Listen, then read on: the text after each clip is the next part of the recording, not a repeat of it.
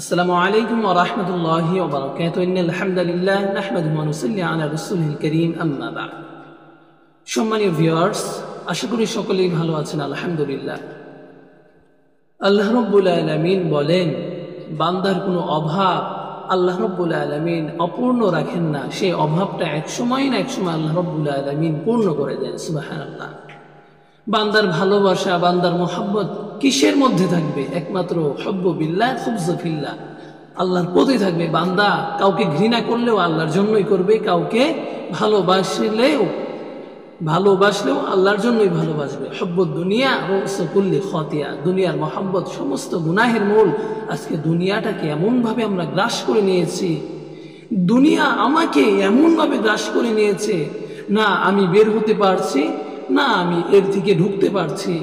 আমরা মধ্যম ভাবে আটকে রয়েছি। এই দুনিয়া আপনাকে আমাকে একসময় দুনিয়ার কোপ থেকে লাথি দিয়ে বের করে দিবে, কোন জগতে বের করে দিবে, আলমে বারজাখে বের করে দিবে, কবরের জগতে আমাদেরকে বের করে দিবে। আপনি যদি চান বা না চান, এর জন্যই বলেন যে আমরা কবর থেকে শিক্ষা নেই, নতুন করে জীবন নেই। আল্লাহ রাব্বুল আলামিন বলেন, কুল্লু নাফসিন যায়িকাতুল মাউত সুম্মা ইলাইনা তুরজাউন। প্রত্যেক জীবিত ব্যক্তি হোক, প্রাণী হোক, জড়বস্তু হোক, সকলের মৃত্যুর স্বাদ গ্রহণ করতে হবে। কথাকার সকলকে মহান আল্লাহ পাকের কাছে ফিরে যেতে হবে। বিধায় তোমার ম্যাদ, তোমার অহংকার, তোমার দাপট, তোমার প্রভাব প্রতিপত্তির ম্যাদ কতক্ষণ? ওই মালাকুল মাউত আসার আগ মুহূর্ত পর্যন্ত। মালাকুল মাউত সব সময় আপনার সাথে রয়েছে। কখন আল্লাহর হুকুম হয়ে যায় তখনই আপনাকে এক সেকেন্ড অবকাশ দিবে না, তখনই খাপ করে ধরে ফেলবে, ক্যাচ করে ফেলবে। কেমন জীবিত মানুষের মৃত্যু, প্রত্যেক পরিবর্তনশীলের মৃত্যু অনিবার্য। একটা গাছ থেকে শিক্ষা নেই। একটা গাছ, ছোট গাছের রূপান্তর হলো, ছোট চারা থেকে অঙ্কুরিত হয়ে গাছটা গজালো, সেই গাছটা একসময় বড় হয়ে গেল। পরিবর্তন হচ্ছে, ঠিক পরিবর্তনেরই মৃত্যু অনিবার্য। বড় হওয়ার পর কোনো কাঠুরের গাছটা ভালো লেগে গেল, এই কাঠ থেকে বড় ফার্নিচার তৈরি করা হলো। প্রথমে গাছটাকে কেটে ফেলা হলো, ও তো মরে গেছে, তবু ওর পরিবর্তন হচ্ছে। ফার্নিচার হওয়ার পরে কোনো এক আসবাবপত্র তৈরি করা হলো, কোনো জায়গার দরওয়াজা তৈরি করা হলো, কোনো জায়গার ফার্নিচার তৈরি করা হলো। কিন্তু এই দরওয়াজাও এক সময় থাকে না, এর ভিতরে পোকা লাগে, ঘুণ ধরে। ঘুণ ধরা থেকে সেই দরওয়াজাটা পরিবর্তন হতে হতে মৃত্যুবরণ করে, ধূলিসাৎ হয়ে যায়, তাংফাদা, নিঃশেষ হয়ে যায়।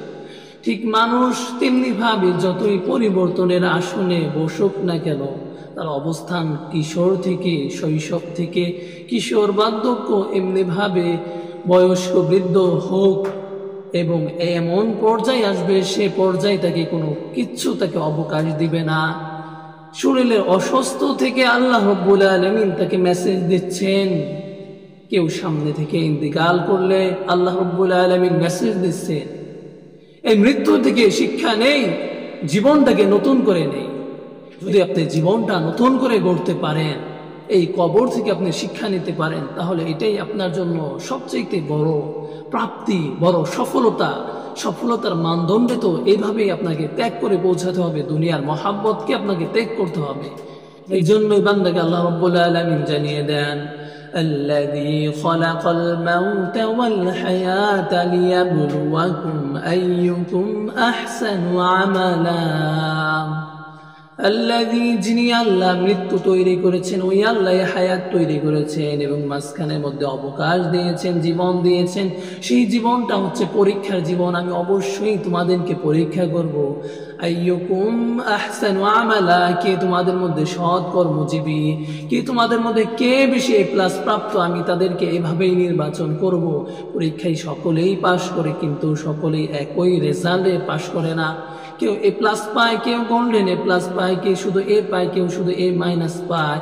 কিন্তু আল্লাহ রাব্বুল আলামিন সেই জন্য জীবন এবং হায়াতের মধ্যে মাঝখানে একটা অবকাশ রেখেছেন।